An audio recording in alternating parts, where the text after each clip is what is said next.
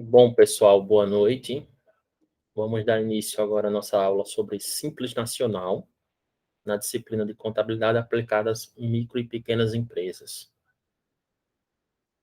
Bom, o objetivo da nossa aula de hoje é compreender o sistema de tributação do Simples Nacional, tá? Como ele se processa. Na realidade, alguns livros eles trazem que é uma sistemática diferenciada de arrecadação de impostos, tá? Mas aqui a gente utiliza o termo regime de tributação, ou regime tributário. Conceitualmente falando, o Simples ele é um sistema, é uma forma, né, de tributação que unifica e facilita o pagamento de impostos, tanto federais, quanto estaduais, quanto municipais, para micro e pequenas empresas brasileiras, tá? Ah, professor, é válido para todo o território? Sim, é válido para todo o território nacional. E tem algumas regras, certo? Que a empresa pode optar ou não, ok? Caso ela possa fazer a opção pelo Simples Nacional, aqui eu já, de antemão, já deixo a ressalva, tá? Vai depender muito também, aliás, deve ser levado em consideração a atividade da empresa. Porque às vezes você tem um faturamento suficiente para fazer a opção, certo? Você está na atividade que permite se enquadrar no Simples Nacional. Entretanto, a alíquota que você se enquadra é muito alta. E quando você compara com outros regimes, como o lucro presumido e o lucro real, você acaba pagando mais. Isso mesmo. Você acaba pagando mais imposto. Para isso é que eu alerto, para evitar esse tipo de problema, é que eu alerto desde o início a necessidade de um planejamento tributário. Você entender a atividade da tua empresa, certo? Saber as possibilidades de tributação daqueles produtos que você comercializa ou daquele serviço que você presta, tá? Para você entender a sistemática de créditos em torno de ICMS, de IPI, de PIS e de COFINS, tá? E até mesmo de imposto de renda e contribuição, para ver se vale a pena, certo? Muitas vezes a atividade que você exerce ou o produto que você vende te dá um direito a um crédito tão grande de PIS e COFINS que compensa você ser do lucro presumido por conta desses créditos, né, que você vai ter de imposto, no lugar, em vez de ficar no Simples Nacional. É claro que cada caso é um caso e deve ser avaliado, como eu disse anteriormente, né? A grande diferença desse sistema, né, Simples Nacional, entre as outras formas, é que a empresa é optante por esse regime, não precisa pagar impostos em guias diferentes e em datas distintas, certo? Ou seja, ele agrupa uma certa quantidade de tributos federais, estaduais e municipais, que a gente vai falar daqui a pouco, em uma única alíquota, em uma única guia. Tá? É um grande benefício a simplificação tributária? É. Mas, às vezes, essa simplificação tributária esconde por trás um aumento da tributário, um aumento da carga tributária. Então, tem que se ficar, tem que se observar muito bem essa questão, tá? No caso do Simples Nacional, o empresário efetua o pagamento em uma única guia, que a gente chama de DAS, certo? Que é documento de arrecadação do Simples, a cada dia 20 de cada mês, certo? Como a gente falou anteriormente, abrangendo uma série de impostos. Esse Simples Nacional, ele é disciplinado, ou ele é regido pela Lei 123 de 2006, tá? E suas respectivas alterações. De 2006 para cá, nós tivemos algumas alterações a essa lei que estão vigentes até hoje, tá? Que essa Lei Complementar 123, ela institui o Estatuto da Micro e Pequena Empresa no Brasil, tá? e da empresa de pequeno porte. Como é que surgiu essa história do Simples Nacional? Vamos fazer uma retrospectiva um pouco histórica, tá? Na Constituição brasileira de 1988, existe um artigo que ele fala que o Estado, né? Estado, leia-se governo federal e os outros entes, né?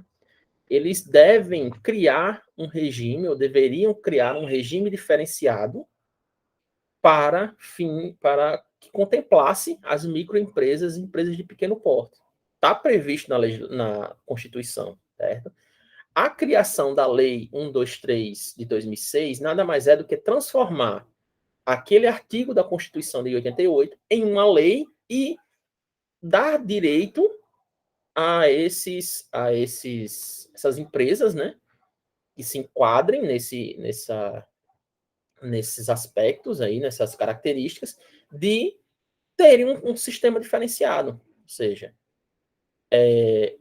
foi uma previsão legal inicialmente da Constituição que foi disciplinada através de lei complementar. Ou seja, essa lei complementar estabelece regras gerais relativas a ME e EPP no âmbito dos três poderes, tá? União, Estados, Distrito Federal e os municípios. Ou seja, ele abrange um sistema diferenciado e ele traz outros aspectos relativos à licitação pública. Na Lei 123 e no Estatuto, né, ela traz que as micro e pequenas empresas, empresas de pequeno porte, elas têm alguns benefícios por elas serem do Simples quando elas estão disputando alguma licitação pública, ou seja, está disputando a possibilidade de fornecer um serviço ou um determinado produto para os entes públicos, seja ele de qual esfera for, certo? Também disciplina, né, a questão das relações de trabalho nessas empresas, estimula o crédito, uma vez que a empresa ela se regulariza, ela tem um CNPJ, né, ela vai ter um aumento aí significativo da possibilidade de crédito, certo? Para poder fazer desenvolver suas atividades. Tem também o favorecimento do ponto de vista de capitalização, através de recursos, né? Angaria recursos, inovação e acesso à justiça, né? Entre outros aspectos que estão disciplinados nessa lei. Então, é um regramento jurídico bastante amplo e que traz todas as possibilidades ou vários aspectos, né, que vão ajudar essas empresas a se desenvolverem da melhor forma possível. Aí o enquadramento, né? O contribuinte, para fazer o enquadramento, ele precisa cumprir dois requisitos básicos, tá? Quanto à pessoa jurídica, precisa ser uma empresa de sociedade empresária, sociedade simples, empresa individual de responsabilidade limitada ou empresário individual. E o segundo ponto seria quanto à receita bruta. Tem que observar os limites anuais estabelecidos na lei, que a gente vai falar daqui a pouco. Né? Tem uma limitação de faturamento, está dentro dos limites, ok, beleza, você pode aderir. Não tem uma limitação do ponto de vista de atividade desenvolvida, porque na lei complementar 123, ela traz uma lista de atividades que podem se enquadrar no Simples Nacional. Podem, certo? E tem que só que ver a questão do faturamento, se obedece os limites. Se obedecer os limites, beleza, pode se enquadrar. E também ela traz uma lista de outras atividades que, mesmo que se enquadrem do ponto de vista de faturamento, certo? Anual, ela não vai poder, porque aquelas atividades são vedadas a enquadramento do Simples Nacional, certo? Então, que fique claro isso. Tem que atividade da empresa obedecer, está na lista da lei complementar, e ter faturamento dentro dos limites. Os dois obrigatoriamente. Não pode ser ou um ou outro. Olha, quais são os limites, né? desde 2012, a ME, certo? Ela precisa ter uma receita bruta igual ou inferior, tá, a 360 mil. Ou seja, de 0 a 360 mil, você está enquadrada como ME. Então, já tem um primeiro passo onde você pode se enquadrar no Simples Nacional. Ok? O segundo ponto aqui, a partir de 2018, a EPP, certo? Teve uma pequena alteração. A EPP tem receita bruta superior a 360 milhões e igual ou inferior a 4 milhões e 800. Okay? Se eu tiver uma empresa que ela tem um faturamento de 4 milhões 801 reais, ela automaticamente ela não pode se enquadrar no Simples Nacional, tá? Tá automaticamente fora. Aqui também vale salientar que o enquadramento como ME e EPP com esses valores de faturamento é baseado na Lei 123, tá? Vocês vão estudar em outras disciplinas, principalmente no direito, que tem outras regras para a empresa ser denominada de microempresa e empresa de pequeno porte. No nosso caso aqui, do ponto de vista tributário, ela é uma empresa ME para fins de lei complementar 123, se ela tiver faturamento até 360 mil ano, tá? Igual ou inferior. Ela se enquadra como empresa de pequeno porte, se ela tiver acima de 360 mil e menor ou igual a 4 milhões e 800. Esse limite era 3 milhões e 600 há um tempo atrás e foi alterado justamente em 2018. 2017 foi alterado e entrou em vigor a partir de 2018, esse aumento do limite. Okay? Então, que fique claro isso. ME e EPP, nesses casos aqui, é especificamente para fins de Simples Nacional. Aí, a partir de 1º de janeiro de 2018, os limites proporcionais para ME e EPP serão, respectivamente, 30 mil e 400 mil, multiplicado pelo número de meses compreendidos entre o início da atividade e o final do respectivo ano calendário, considerando as seguintes frações de meses como um mês inteiro. O que quer dizer isso? Eu abri uma empresa no início, em março de 2021, certo? Ela se enquadra, tá, nos limites, ela se enquadra legalmente para fins de Simples Nacional, eu aderi o Simples Nacional, certo? Fiz lá a minha adesão. Porém, como eu comecei em março de 2021, eu não posso obedecer aqueles limites que eu falei aqui anteriormente, de 360 mil para ME e até 4 milhões e 800 para EPP. Não, tem que ser proporcional. Se eu começar em março, eu vou ter 10 meses de faturamento. Então, se eu me enquadrei como um ME, eu posso ter no máximo 10 meses vezes 30, que é o limite proporcional, 300 mil de faturamento no ano. Tá? Se eu me enquadrei em EPP, eu posso ter no máximo 4 milhões de faturamento no ano de 2021. Tá? Se eu fiquei nesses limites proporcionais durante o ano de 2021, 2022 eu posso continuar como Simples Nacional e automaticamente eu vou, em 2022 eu vou ter o limite cheio. Eu vou ter o limite de 360 mil e vou ter o limite de 4 milhões e 800. Você só é excluído do Simples quando você ultrapassa os 4 milhões e 800. Ah, professor, mas eu ultrapassei 360 mil. Beleza, você não sai do Simples, apenas você deixa de ser ME e passa a ser EPP, para fins de Simples, só isso. É justamente o que a gente coloca nesse exemplo aqui abaixo que eu acabei de falar. O exemplo, a empresa XYZ Limitada, EPP, quer iniciar suas atividades em 20 de outubro de 2018. Como outubro deve ser considerado um mês inteiro, Lembre-se disso, que a gente disse aqui. Fração do mês é considerado como um mês inteiro. Então, outubro vai ser considerado como um mês inteiro, apesar dele ter começado no dia 20. Então, outubro, novembro e dezembro. Nesse ano eu faturei, tenho de faturamento no máximo 3 meses. Então, se ela é EPP, a gente vai olhar para esse limite aqui, 4 milhões e 800. Aliás, 400 mil, sendo o limite total 4 milhões e 800. Aqui eu faço só a multiplicação. O limite dessa receita bruta proporcional vai ser 3 vezes 400 mil, que vai dar 1 milhão e 200. Se ela ficar enquadrada abaixo desse faturamento, abaixo ou igual, tá? A 1 milhão e 200, ela continua como simples no ano de 2019.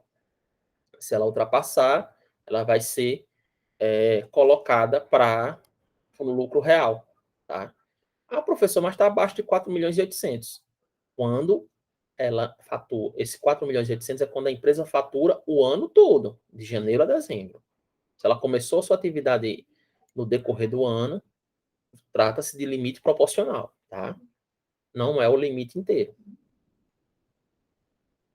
Aí o regime de tributação do Simples Nacional implica no recolhimento de mensal, mediante um DAS, tá? Dos seguintes impostos. Lembra lá atrás que a gente falou que eram um conjunto de impostos federais e estaduais que faziam parte, tá? Dessa alíquota do Simples, está aqui. Tá? Aqui onde eu faço um adendo, eu coloco aqui o CEP ISS que faltou. Tá? Então, IRPJ, contribuição social, contribuição para o financiamento da Seguridade Social, que é a COFINS, a contribuição para o PIS-PASEP, que é o Programa de Seguridade Social, a contribuição previdenciária patronal, que é o CPP, o IPI e o ISS, que faltou na lista, mas eu já acrescentei aqui. O CPP é a contribuição patronal, tá? A gente vai falar daqui a pouco dela especificamente, certo? Então, quais são as expectativas, né, que foram criadas quando da instituição do Simples Nacional? Primeiro, redução da informalidade, efetiva integração entre as administrações tributárias, estadual, federal e municipal, melhoria do ambiente de negócio e aumento do tempo médio de vida das empresas. Ou seja, se eu dou uma sistemática melhor para aquela empresa, para ela consiga se manter viva, né, frente às obrigações tributárias brasileiras, a expectativa é que essa empresa ela continue, ela evolua, né, ela cresça e se torne uma empresa de grande porte no futuro, tá? E, consequentemente, aqui nesse primeiro ponto, só reforçando, né, a questão da redução da informalidade, certo? Muitas pessoas eram informais, exerciam atividades do ponto de vista informal porque não tinham como atender as obrigações fiscais. Então, com essa simplificação, entre aspas, lembra que eu falei anteriormente, depende, veja bem, às vezes sua atividade pode ser do simples, mas às vezes o simples não é vantajoso, tá? Então tem que dar fazer um planejamento tributário para ter uma ideia melhor. Arrecadação única de 8 tributos por meio de uma alíquota só. Okay? Então, em vez de um cadastro em cada instância, federal, estadual e municipal, o CNPJ passa um identificador único de inscrição. Aí a redução dos custos trabalhistas, no caso, a contribuição patronal de 20% sobre a folha, vai estar inclusa lá na alíquota. Porém, algumas atividades têm um anexo específico que é o fator R, tá? Que vai ter algum tratamento diferenciado em relação a isso. E uma facilitação do processo contábil.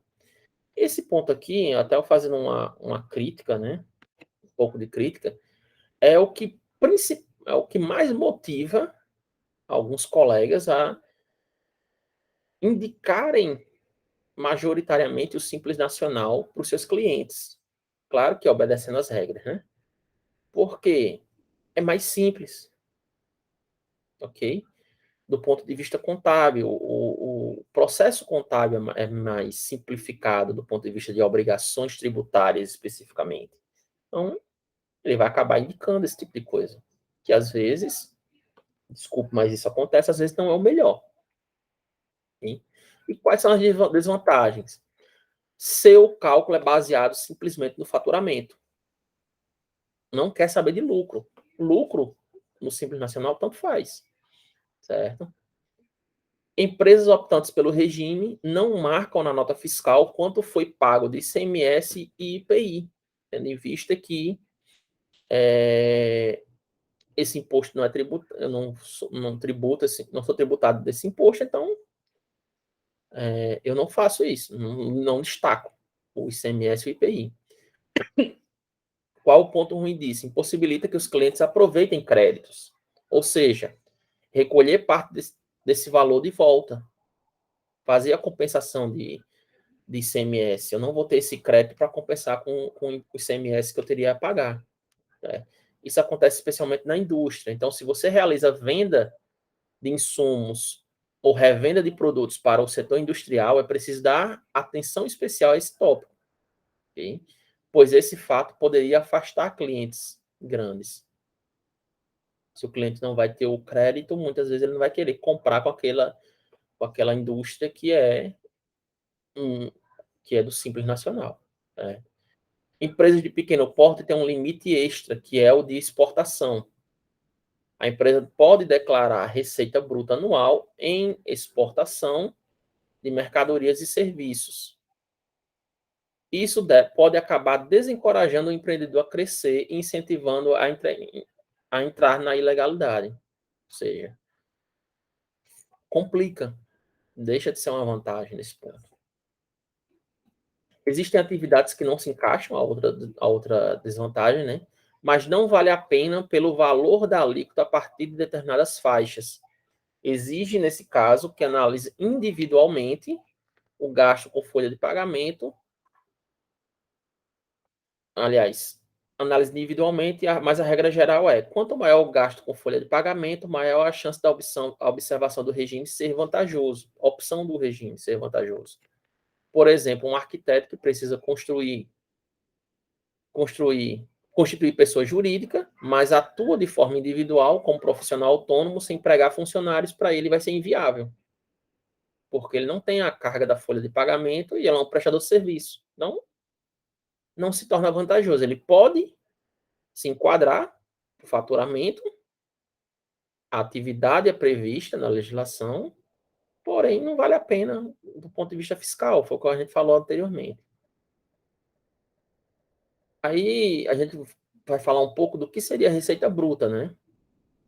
É o custo do financiamento nas vendas a prazo, contido nos valores de bens ou serviços destacado no documento fiscal. É o valor do faturamento, da receita. As gorjetas, sejam elas compulsórias ou não, também fazem parte da receita bruta. Os royalties, aluguéis e demais receitas decorrentes de cessão de direito de uso ou gozo. E verbas de patrocínio também fazem parte do conceito de receita bruta. Então, não compõe a receita bruta as vendas de bens de ativo imobilizado, são outro tipo de receita. Juros, moratórios ou multas e quaisquer outros encargos auferidos em decorrência de pagamento em atraso de operações ou prestações. Ou seja, você recebeu do seu cliente em atraso, teve ali uma receita de juros, não compõe a receita bruta, para fins do simples. A remessa de mercadorias a título de bonificação, doação ou brinde, também não. Desde que sejam incondicional e não haja contraprestação por parte do destinatário. Remessa de amostra grátis e valores recebidos a títulos de multa ou indenização por rescisão contratual, desde que não correspondam à parte executada do contrato. Então, também não faz parte. Segregação de receitas. Basicamente, para cada segmento de receita, você vai ser enquadrado em um anexo específico. Certo? São 5 anexos. Então, revenda de mercadoria serão tributadas no anexo 1, venda de mercadorias industrializadas pelo contribuinte, que serão tributadas na forma do anexo 2. Prestação de serviços, ela pode ser 3 ou 4 ou 5, tá? Vai depender de qual serviço. Tem que dar uma olhada na legislação para enquadrar ela corretamente em um desses 3 anexos para poder fazer o cálculo corretamente. Aqui, eu diria que os 4 últimos aqui é o que dá mais... Não, eu diria que os 3 últimos. Os 4 não. Os 3 últimos é que dá um pouquinho mais de trabalho, porque você tem que identificar precisamente qual o serviço e enquadrar. A segregação das receitas, aí no caso, locação de bens tributados na forma do anexo 3, deduzidas parcelas de ISS, atividade coincidência simultânea de IPI e de ISS, forma do anexo 2, deduzida a parcela correspondente ao ICMS e acrescida a parcela correspondente ao ISS, no anexo 3, escritórios de serviços contábeis tributados na forma do anexo 3, vezes a tributação fixa. Ou seja, você tem que, se a empresa exerce mais de uma atividade, ela vai ser tributada em anexos distintos, tá? Então, tem que ter esse cuidado para segregar a receita no anexo correto. Aí, outro exemplo, transportes intermunicipais e interestaduais de carga, anexo 3, transportes intermunicipais e interestaduais de passageiros, na modalidade fluvial ou demais modalidades, se transporte urbano ou metropolitano realizado sobre fretamento contínuo em área metropolitana ou transporte para o transporte de estudante ou trabalhadores. Ou seja, tem que ter um conhecimento bem aprofundado para poder fazer esse enquadramento. As receitas devem ser reconhecidas quando do faturamento, da entrega do bem ou do direito, ou a proporção em que os serviços sejam efetivamente prestados, o que ocorrer primeiro. Certo? Não se leva em consideração aqui a receita ou o recebimento. Okay? Obrigatoriamente, se eu entreguei o produto, se eu fiz a venda, se eu automaticamente eu tenho o direito a receber, se eu comecei a prestar o serviço, também eu vou ter que reconhecer como receita. Aí alguns exemplos, né? Farmácia de manipulação. Qual seria o tratamento, né? A partir da Lei Complementar 147 de 2014, apareceu a possibilidade de segregação das receitas decorrentes de comercialização de medicamentos e produtos produzidos por manipulação sobre encomenda. Ou seja, vai entrar aqui no anexo 3. Construção civil, a possibilidade de dedução dos valores materiais fornecidos, caso você tenha algum contrato de construção civil onde você fornece os materiais para o prestador de serviço. Será enquadrado nos subitens 702 e 705 da lista da Lei Complementar 116. Aí essas 116 e essa 147 são alterações, tá? Da 123. A agência de viagem, a receita bruta corresponderá à comissão ou ao adicional percebido quando houver somente a intermediação de serviços turísticos prestados por conta e em nome de terceiros, ou incluirá a totalidade dos valores auferidos nos demais casos. No caso de salão de beleza, né, os valores repassados aos profissionais das atividades de cabeleireiro, barbeiro, esteticista, manicure, pedicure, depilador e maquiador, contratados por meio de parceria, certo? Nos termos da legislação, aí não integrarão a receita bruta. Será deduzida a receita bruta do salão. Tá? Se você tem profissionais que são contratados, esse valor que você repassa para eles a título de pagamento, né, eles não são considerado como receita bruta, que vale salientar que são contratados não via CLT, tá? São contratados via MEI, via outra forma de contratação. No caso do ICMS e substituição tributária, né? A previsão básica, que deveria nortear a legislação do Simples, deveria a de dispensar o tratamento tributário favorecido às empresas optantes, reduzindo a burocracia fiscal e a carga tributária. Mas o que, que a lei diz, né? A União, os estados, o Distrito Federal e os municípios dispensarão as microempresas e empresas de pequeno porte, assim definidas em lei, tratamento jurídico diferenciado, visando a incentivá-las pela simplificação de suas obrigações administrativas, tributárias, previdenciárias e creditícias, ou pela eliminação ou redução destas por meio de leis, que é justamente o que é aquela previsão legal. Aí, como ocorre na prática? Ao invés de tratamento jurídico diferenciado, continua-se a criar dificuldades administrativas e financeiras para essas empresas, como a complexidade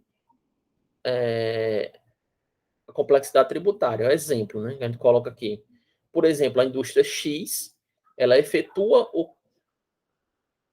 com a comercial Y uma operação sujeita à substituição tributária de R$ 10.000. O preço estimado de venda ao consumidor final será acrescido de uma margem agregada de 40%. Desses 40% é previsto na legislação do ICMS, tá? No caso de substituição tributária. Com estes dados, a indústria calculará e reconhecerá o seguinte valor de ICMS na condição de substituto tributária. Valor da venda 10, margem agregada 4.000, que é 40%, valor de venda 14, ICMS a ser recolhido pela indústria na condição de substituto tributária. 14.000 menos 10 vezes 18, 720. Certo? Exemplificando, uma indústria X efetua uma operação sujeita, já está falando, aqui é uma outra situação, tá? Efetua uma situação comercial, uma operação sujeita à substituição tributária, 50.000, o preço estimado venda ao consumidor final também é 40%. Com estes dados, a indústria calculará o valor do ICMS na condição de substituto. Da mesma forma, 50.000 o valor da venda, margem agregada de 20, tem o valor da venda para o comerciante 70. ICMS a ser recolhido na condição de substituto tributário, 70 menos 50 vezes 18, considerando 18 ICMS, 3.600.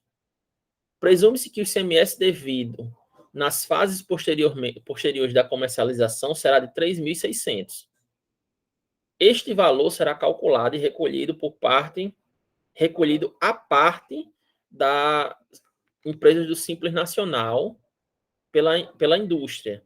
Aliás, este valor será calculado e recolhido à parte do Simples Nacional pela empresa industrial, sendo adicionado na nota fiscal de venda para repasse para os seus clientes. Ou seja, eu acabo incorporando, eu não escapo, eu como Simples Nacional, eu não escapo do ICMS substituição.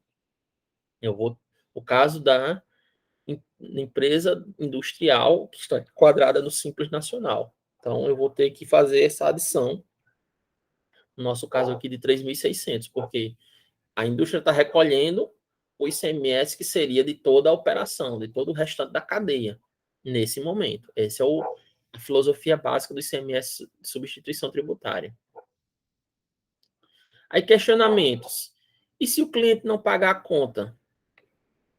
Além da perda comercial, o pequeno empresário também amargará o custo fiscal. Ou seja, se eu não conseguir embutir esse custo de 3.600, quem é que vai pagar? O empresário. Caso a empresa comercial se encontre na condição de substituta tributária, deve, na comercialização de itens sujeitos ou referido em regime, informar as respectivas receitas destacadamente no PGDAS. Okay?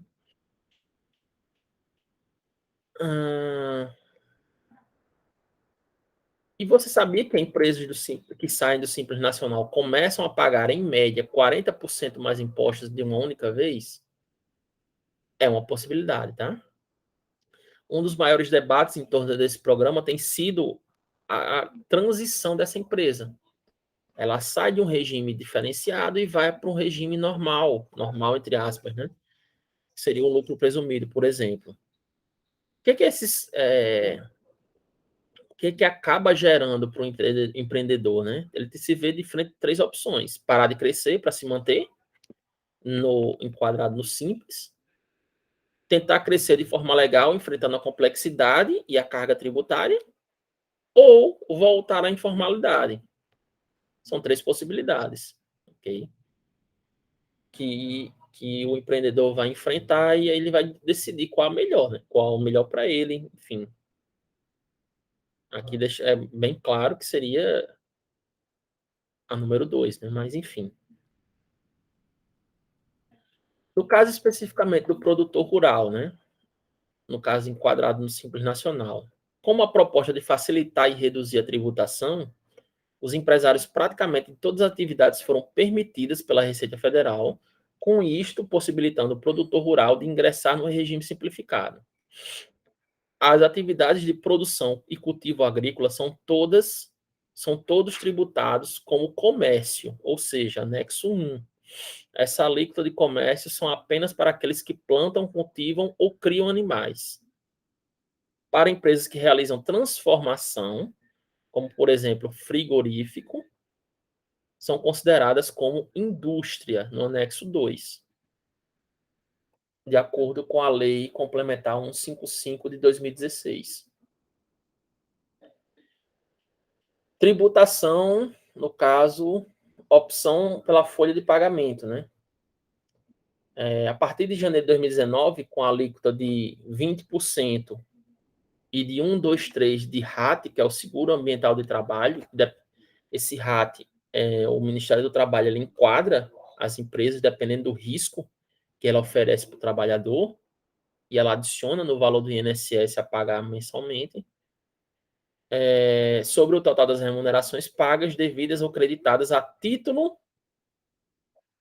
qualquer título durante o mês ou segurados, aliás, durante o mês aos segurados ou trabalhadores. O valor relativo ao RAT, calculado na CEFIP, não deverá ser informado no campo de compensação, sendo devido o seu recolhimento. Então, tem esse pequeno detalhe no caso do Simples Nacional Produtor Rural. Agora a gente vai fazer um exemplo para ficar mais claro, tá? Tem alguns conceitos que têm que ser colocados. No caso, considerando uma empresa que ela vai calcular, ela está calculando o mês de janeiro de 2019, ok? Ela teve uma receita bruta no período, no caso, no mês de janeiro, de R$ 100.000. Para o Simples Nacional, eu tenho que fazer o cálculo da receita bruta acumulada da empresa. O que seria essa receita bruta acumulada? A receita dos últimos 12 meses. Tá? Do mês anterior, você conta 12 meses para trás. No caso, seria dezembro de 2018 até janeiro de 2018. Okay? De janeiro de 2018 a dezembro de 2018, 12 meses, vai ser a receita bruta no caso dessa empresa. Você sempre conta. Mês anterior, 12 meses. Tá? No caso, a gente já está dado aqui, o RBT são 300 mil. Quando eu faço essa receita bruta acumulada dos últimos 12 meses, eu vou no anexo, que essa empresa se enquadra, 1, 2, 3, 4 ou 5. Aqui nós partimos do princípio que ela está no anexo 1 de comércio. Tá? Então, vamos lá no anexo 1 e vamos verificar, olha, ela teve RBT de 300 mil. Onde é que ela se enquadra? Se enquadra nessa faixa de 180 mil a 360 mil. Ou seja, ela vai pagar uma alíquota nominal de 7,5% de Simples Nacional. Okay? Então, como é que a gente faz o cálculo, né? Ele vai ter a alíquota nominal 7,5 e tem a parcela deduzida de 5.940. E tem a alíquota efetiva de 300 mil vezes 7,5% menos 5.940. Ok? Para calcular a alíquota efetiva, vou fazer esses cálculos aqui. 300 mil vezes 7,3% menos 5.940 dividido por 300 mil.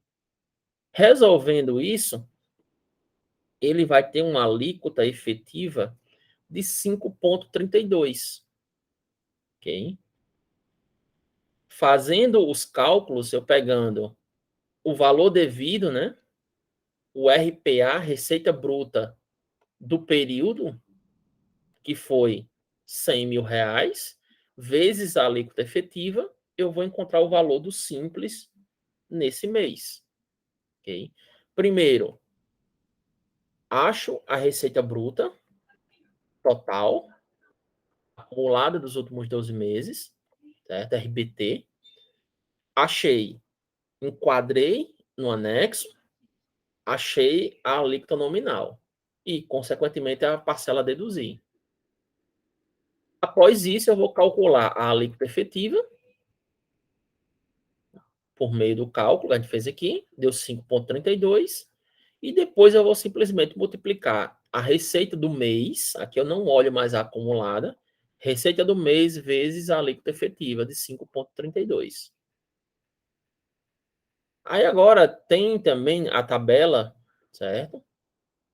Ela traz a separação percentual do que seria a repartição de cada tributo, levando em consideração aquela alíquota lá de 7,3 que a gente encontrou, certo? De 7,3, o calculado, 5,5 vai para RPJ, 3,5 para CSL, 12,74 COFINS, 2,76 PIS, 41,50 contribuição previdenciária patronal e 34% ICMS. A gente vai fazer os cálculos aqui, mas é só para mostrar a separação. Certo? A alíquota no caso do IRPJ. Eu vou pegar a alíquota nominal de IRPJ, que é 5,5, que a gente acabou de ver aqui, e multiplicar pela alíquota efetiva do período de apuração. Foi 7,3, mas a gente viu que a efetiva foi 5,32. Então, a alíquota efetiva de RPJ vai ser 0,2926%. Calculando a receita bruta do mês pela alíquota efetiva do IRPJ, eu vou ter 100 mil vezes 0,2926, vai dar 292.600 de IRPJ. Esse valor aqui, ou seja, daquele valor que a gente calculou anteriormente aqui, dos 5.320, R$ 292,60 são relativos a imposto de renda. A mesma operação é feita para os demais, CSLL, a alíquota nominal da CSLL vezes a alíquota efetiva do período de apuração, 3,5 vezes 5,32, dá 0,1862. Lembre-se sempre que a gente está olhando aqui, tá? E olhando a alíquota efetiva que a gente calculou anteriormente. Então, fazendo os cálculos, eu vou ter R$ 186,20 de CSLL. De COFINS, da mesma forma, mesmo procedimento, 12,74, que está aqui,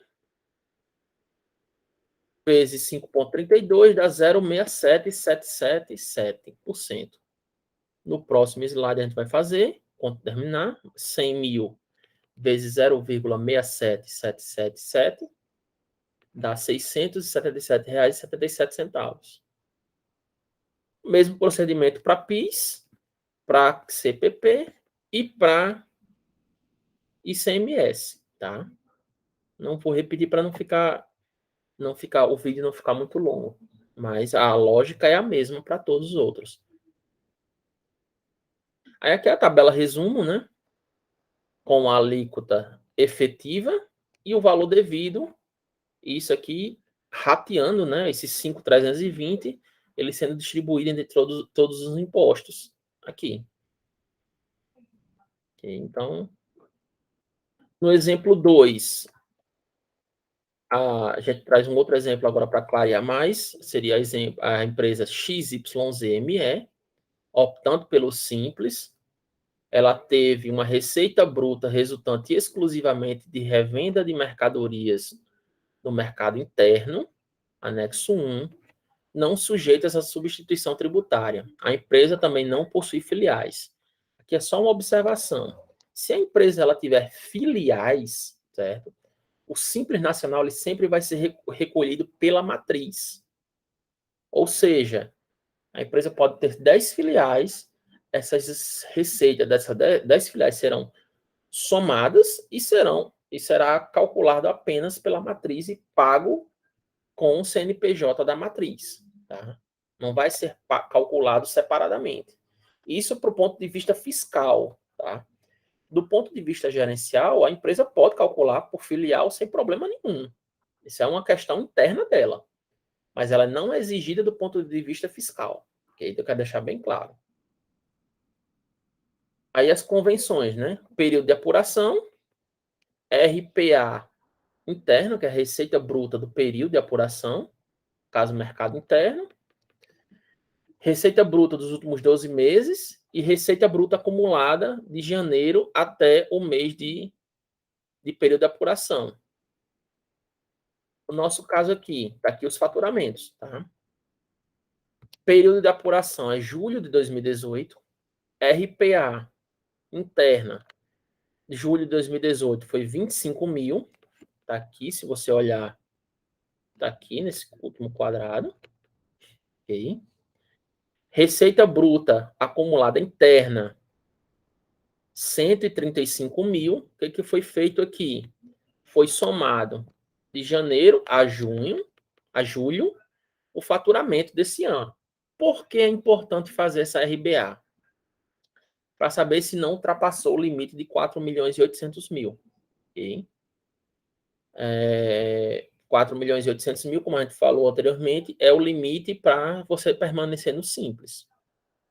A RBT 12, ou seja, receita bruta total dos últimos 12 meses, ou seja, se é julho, eu vou calcular de junho, contando 12 meses para trás, para poder calcular o RBT 12. No nosso caso aqui, está aqui, 220. A alíquota nominal. Achei a receita bruta total dos 12 meses, vou lá na tabela, no anexo 1, e verifiquei que ele está na faixa de 180 mil a 360 mil de faturamento. Qual vai ser a receita bruta nominal? 7,3, com base no anexo 1. Aí parcela deduzida do anexo 1 vai estar ao lado da alíquota, 5.940. A alíquota efetiva interna vai ser 220 mil, que é RBT 12, né? Vezes 7,3 menos 5.930 dividido por 220 mil, que é o RBT 12, novamente. A receita bruta efetiva, aliás, a alíquota efetiva vai dar 4,6. Ou seja, o Simples Nacional vai ser 25 mil, que foi a receita do período de apuração, que é o mês de julho, vezes a alíquota efetiva, 4,6. Eu vou ter um valor de Simples Nacional de R$ 1.150. Aí agora, nós temos aqui 2 exercícios, certo? Três, no caso. Qual a intenção desses 3 exercícios, pessoal? São simples, tá? Esse aqui é o início. Aí a gente já vai fazer outros exercícios com os outros anexos. Aqui a gente está vendo apenas o anexo 1, certo? Aqui são tranquilo. Então, Exercício 1, 2 e 3 seriam para vocês fazerem. No caso aqui, o 2 e o 3 já tem anexo 5 e anexo 2, certo? Já utilizam outros anexos que a gente não utilizou. Nos dois exemplos que a gente fez, só utilizou o anexo 1. O que eu recomendo? Acessa lá o site do Simples Nacional, você vai ter as tabelas atualizadas, os anexos, verifica os anexos e tenta fazer esses cálculos, tá? Vou fazer um outro vídeo respondendo esses exercícios e vou também enviar uma lista de exercícios para vocês treinarem com outros exemplos um pouco mais complexos para a gente melhorar o entendimento, ok? Então, pessoal, por hoje a nossa aula encerra por aqui, certo? Meu muito obrigado e até a próxima aula.